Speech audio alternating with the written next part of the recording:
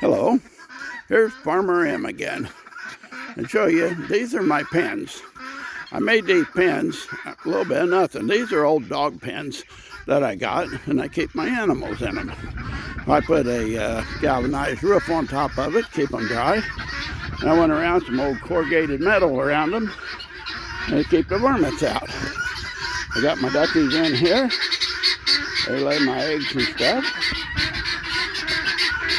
As you can see, I got separate ones. Even right in here. These right here are the other sections. I got 3 pens total. And I got about $50 in all of these. Now here are my guineas. As you can tell, these materials was hatched out in October. There was 27 eggs and 26 of them hatched. I got everything here that they need. And as you can hear, they're quite happy and quite noisy. But that's it from the old farmer. Have a good day.